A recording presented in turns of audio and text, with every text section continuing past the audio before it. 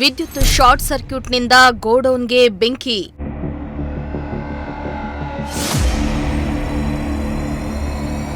ಕಾಯಿ ತುಂಬಿದ್ದ ಗೋಡೌನ್ ಸಂಪೂರ್ಣ ಸುಟ್ಟು ಕರಕಲು.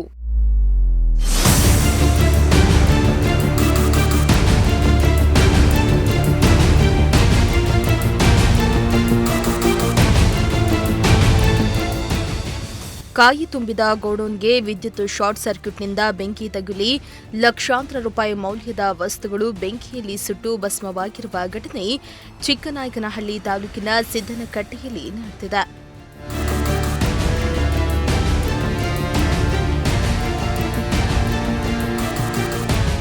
ತಾಲೂಕಿನ ಸಿದ್ದನಕಟ್ಟೆ ಗ್ರಾಮದಲ್ಲಿ ವಿದ್ಯುತ್ ಶಾರ್ಟ್ ಸರ್ಕ್ಯೂಟ್ನಿಂದ ಭಾರೀ ಬೆಂಕಿ ಅವಘಡ ಸಂಭವಿಸಿದೆ. ಗ್ರಾಮಸ್ಥರಾದ ಪೂಜಾರ್ ವೇದಾಂತಾಚಾರ್ ಅವರ ಮನೆ ಮತ್ತು ಗೋಡೌನ್ಗೆ ಬೆಂಕಿ ಹೊತ್ಕೊಂಡ ಪರಿಣಾಮ ಸುಮಾರು 15,000 ಕೊಬ್ಬರಿ ಹಾಗೂ 5,000 ಕಾಯಿ ಸಹಿತ ಕಾಯಿ ಸಂಗ್ರಹದ ಗೋಡೌನ್ ಸಂಪೂರ್ಣವಾಗಿ ಸುಟ್ಟು ಕರಕಲಾಗಿದೆ. ಸರ್, ಇದು ನಿಮ್ಮ ಪಕ್ಕದ ಮೇಲೆ ಈ ತರ ನೆನ್ನೆ ಅವಘಡ ಸಂಭವಿಸಿದೆ. ಆಗಿದೆ. ಏನ್ ಅಂದ್ರೆ ನೀವು ಇದ್ರಂತೆ ಆ ಟೈಮಲ್ಲಿ? ನೀವು ಮಗ ಇದ್ರು, ನಾನು ತೋಟಕ್ಕೆ ಹೋಗಿದ್ದೆ. ಅಂದ್ರೆ ನಿಮ್ಗೆ ವಿಷಯ ಗೊತ್ತಾಯ್ತು?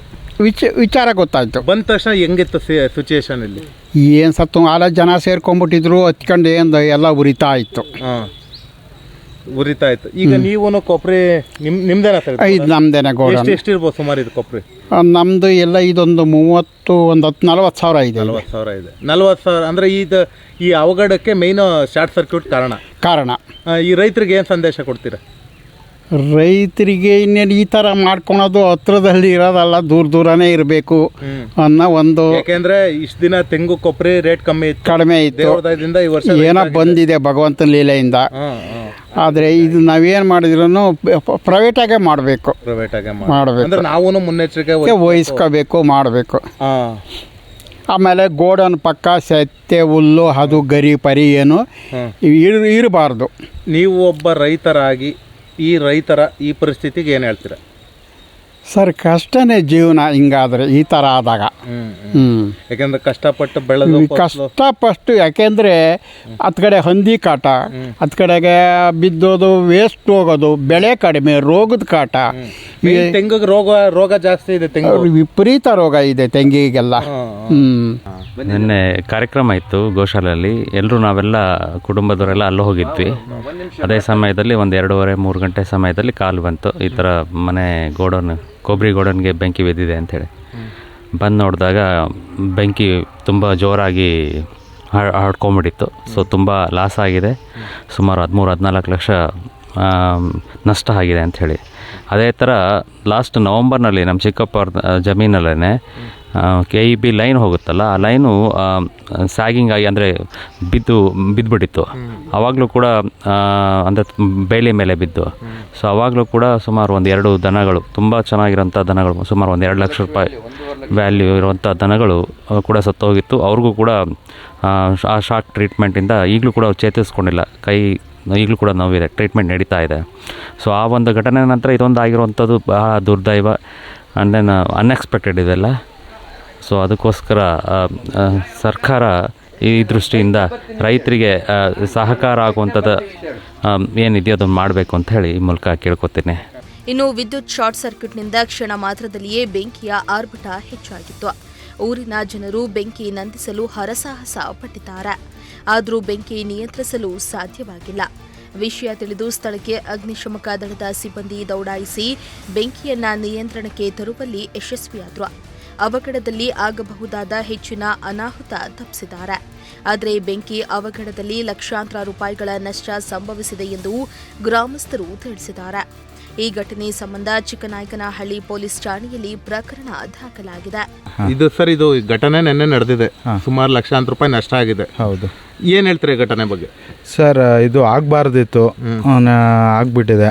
ತುಂಬ ಲಾಸಲ್ಲೂ ಆಗ್ಬಿಟ್ಟಿದ್ದಾರೆ ಪಾಪ. ಅವರು ಈಗ ಒಳ್ಳೆ ಕೊಬ್ಬರಿ ಮೊನ್ನೆ ಸುಲಿಬೇಕಿತ್ತು, ಸುಲಿಯೋದನ್ನ ಏನೋ ಹಸಿ ಇದೆ ಅಂತ ಹೇಳ್ಬಿಟ್ಟು ಹಾಗೆ ವಾಪಸ್ ಬಿಟ್ಟಿದ್ದಾರೆ. ಈ ಮೊನ್ನೆ ಕಾರ್ಯಕ್ರಮ ಇರಬೇಕಾದ್ರೆ ಯಾರೂ ಮನೆಯಲ್ಲಿ ಇರಲಿಲ್ಲ, ಕರೆಂಟು ಇತ್ತು. ಸ್ವಲ್ಪ ಅಲ್ಲಿ ಎಲೆಕ್ಟ್ರಿಕ್ದು ಶಾರ್ಟ್ ಸರ್ಕ್ಯೂಟ್ ಏನೋ ಆಗ್ಬಿಟ್ಟು ಇದು ಆಗಿರೋ ಘಟನೆ ಕಾಣಿಸ್ತಾ ಇದೆ ಸರ್. ಇದು ಅಂದ್ರೆ ಮೇಲ್ನೋಟಕ್ಕೆ ಇದು ಎಲೆಕ್ಟ್ರಿಕ್ ಶಾರ್ಟ್ ಸರ್ಕ್ಯೂಟ್. ಹೌದು ಸರ್, ಹೌದು. ಮೇಲ್ಗಡೆ ಎರೆಕ್ಟ್ ಇದರಲ್ಲಿ ನೀವು ಏನಾಗ್ಬೇಕು ಸರ್ ಇವ್ರಿಗೆ? ಸರ್ ನಾನು ಅವ್ರ ಅಣ್ಣನ ಮಗ. ಹಾಂ ಅಂದ್ರೆ ಇದು ಈ ತರ ಆಗ್ಬಾರ್ದು ಅಂದ್ರೆ ಈಗ ರೈತರಿಗೆ ಮುನ್ನೆಚ್ಚರಿಕೆ ಏನ್ ಹೇಳ್ತೀರಾ ಈ ಘಟನೆಯಿಂದ? ಸರ್ ಎಲೆಕ್ಟ್ರಿಕ್ ಇದೆಲ್ಲನ ಮತ್ತು ಮನೆಗಳಲ್ಲಿ ಕೊಬ್ಬರಿ ಎಲ್ಲದನ್ನು ಒಂದೇ ಕಡೆ ಹಾಕೊಳೋದು ಬೇಡ, ಬೈಫರ್ಗೇಷನ್ ಇಟ್ಕೋಬೇಕಂತ. ಕೊಬ್ಬರಿ ಎಲ್ಲ ಮನೆಗಳ ಅಟ್ಟೆಗಳು ಒಂದೇ ಮನೆ ಕಡೆ ಅದನ್ನ ಇಟ್ಕೊಂಡಲ್ಲೇ ಬೇರೆ ಬೇರೆ ಕಡೆ ಇಟ್ಕೊಳೋಂಥ ವ್ಯವಸ್ಥೆ ಆಗಬೇಕು. ಮತ್ತು ಎಲೆಕ್ಟ್ರಿಸಿಟಿ ಇವೆಲ್ಲನ ಸ್ವಲ್ಪ ಆದಷ್ಟು ವೈರಿಂಗ್ನೆಲ್ಲ ಸ್ವಲ್ಪ ಆದಷ್ಟು ಮುಂಜಾಗ್ರತಾ ಕಾರ್ಯಕ್ರಮ ಇದನ್ನ ನೋಡ್ಕೋಬೇಕಾಗತ್ತೆ. ಸರ್ KEB ಅವ್ರು ಏನಾದ್ರು ಬಂದಿದ್ರ ಇಲ್ಲಿಗೆ? ಸರ್ ನೆನ್ನೆ ಬಂದಿದ್ರು ಅಂತ ಹೇಳಿದ್ರು, ಗೊತ್ತಿಲ್ಲ. ನಾವು ಇಲ್ಲಿ ಬೆಂಕಿ ಆರಿಸೋ ಇದರಲ್ಲಿದ್ವಿ, ಯಾರೋ ಬಂದು ನೋಡ್ಕೊಂಡು ಹೋದ್ರು ಅಂತ ಹೇಳಿದ್ರು. ಸೊ ನಾವು ಅವ್ರನ್ನ ಮತ್ತೆ ಭೇಟಿ ಮಾಡೋಕ್ಕಾಗಿಲ್ಲ. ಈಗ ನೋಡೋಣ, ಹೋಗ್ಬಿಟ್ಟು ಭೇಟಿ ಮಾಡ್ತೇವೆ. ಯಾವ ಥರದಲ್ಲಿ ಅವರು ಸಹಕಾರ ಕೊಡ್ತಾರೆ ನಮಗೆ ನೋಡ್ಕೊಂಡು ಇದು ಮಾಡ್ತೀವಿ ಸರ್. ಒಂದು 130 ಗಿಡ ಇದೆ. 130 ಗಿಡ.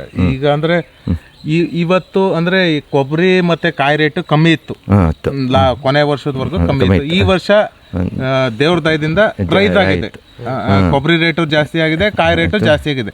ಈ ಟೈಮಲ್ಲಿ ಹಿಂಗ ಆಗಿದೆಯಲ್ಲ, ಹೌದು. ಅಂದ್ರೆ ಇದು ಶಾರ್ಟ್ ಸರ್ಕ್ಯೂಟೇ ಅಥವಾ ಏನಾದ್ರೂ ಕಿಡಿಗೇಡಿಗಳು ಕೃತ್ಯ ಏನಾದ್ರು ಆ ತರದ್ದು ಏನಾದ್ರು? ಆ ಥರ ಯಾವ ಸಂದೇಶನೂ ಇಲ್ಲ, ಯಾವ ಇದಿಲ್ಲ ಅಂತ. CC ಕ್ಯಾಮ್ರಾ ಏನಾದ್ರು ಇದೆಯಾ ಸರ್? ಇಲ್ಲ ನಮ್ಮ ಮನೇಲಿ ಅಂದ್ರೆ ನೀವು ಪಕ್ಕ ಇದು ಶಾರ್ಟ್ ಸರ್ಕ್ಯೂಟ್ ಇಂದ ಆಗಿರೋದು ಅಂತ ಹೇಳ್ತಾ ಇದ್ದೀರಾ? ಅದನ್ನ ಅದೇ ಯಾಕೆಂದ್ರೆ ಏನಾದ್ರು ದ್ವೇಷ ಇಲ್ಲ ಆ ರೀತಿ ಯಾವ ಒಂದು ನಮ್ಮ ಮೇಲೆ ಯಾವುದು ದ್ವೇಷನೂ ಇಲ್ಲ, ಯಾವ ಇದಿಲ್ಲ. ಈ ರೀತಿ ಆಗಿದೆ. ಆ ಥರ ದ್ವೇಷಗಳ ನಮ್ಮಲ್ಲಿ ಕಾರಣನೇ ಇಲ್ಲ, ಆ ಥರ ಇಲ್ಲ. ಈಗ ನೀವು ಗೋಶಾಲೆ ಕಾರ್ಯಕ್ರಮದಿಂದ ಇಲ್ಲಿಗೆ ಬಂದ್ರಿ ಅಂದ್ರೆ ಮ್ಯಾಕ್ಸಿಮಮ್ ಎಲ್ಲ ಊರವರೆಲ್ಲ ಸೇರ್ಕೊಂಡು ಅಲ್ಲಿ ಮಾಡ್ತಾ ಇದ್ರು. ಎಲ್ಲ ಸಹಕಾರ ಕೊಟ್ಟು ಆದಷ್ಟು ಹೋರಾಟ ಮಾಡಿದ್ಕಾದ್ರೂ ಇಷ್ಟು ಉಳಿದು ಸ್ವಲ್ಪ. ಈಗ ಫೈರ್ ಇಂಜನ್ ಬಂತು, ಅರ್ಧ ಗಂಟೆ ಒಳಗೆ ಬಂತು. ಅವರು ಹೋರಾಟ ಮಾಡಿರು, ಹಾಗಾಗಿ ಈ ಮಟ್ಟಕ್ಕೆ ಆಯ್ತು. ಅಷ್ಟರೊಳಗೆಲ್ಲ ಇದು ಕಟ್ಟಡ ಕಟ್ಟಿ ಸುಮಾರು ಎಷ್ಟು ವರ್ಷ? 13 ವರ್ಷ. 13 ವರ್ಷ. ತುಂಬಾ ಹಳೆ ಕಟ್ಟಡ ಏನಲ್ಲ? ಅಲ್ಲ 13 ವರ್ಷ. ಇದೇ ಜೂನ್ 10ಕ್ಕೆ 13 ವರ್ಷ ತುಂಬಿತು. ಅಂದ್ರೆ ಸುಮಾರು ಒಂದು ಲಕ್ಷಾಂತರ ರೂಪಾಯಿ. ನನ್ನ ಪ್ರಕಾರ ಒಂದು 12ರಿಂದ 13 ಲಕ್ಷ ಲಾಸ್ ಆಗುತ್ತೆ. ಕಟ್ಟಡ ಇದು ಎಲ್ಲದರಿಂದ. ಇದು ಕಂಪ್ಲೇಂಟ್ ಕೊಟ್ಟಿದ್ದಾರೆ ಸರ್? ಇಲ್ಲ, ಈಗ ಅದೇ ಫೈರ್ ಇಂಜಿನಿಯರು ಎಲ್ಲ ಬರ್ಕೊಂಡು ಹೋಗಿದ್ದಾರೆ. ನಾವೀಗ ಒಂದು ಪೊಲೀಸ್ ಸ್ಟೇಷನ್ಗೆ ಕೊಡೋಣ ಅಂತ ಈಗ ಹೊರಟಿದ್ದೀವಿ, FIR ಮಾಡಿಸೋಣ ಅಂತ ಹೊರಟಿದ್ದೀವಿ. ತಹಸೀಲ್ದಾರ್ಗೂ ಒಂದು ಅರ್ಜಿ ಕೊಡೋಣ ಅಂತ ಹೊರಟಿದ್ದೀವಿ.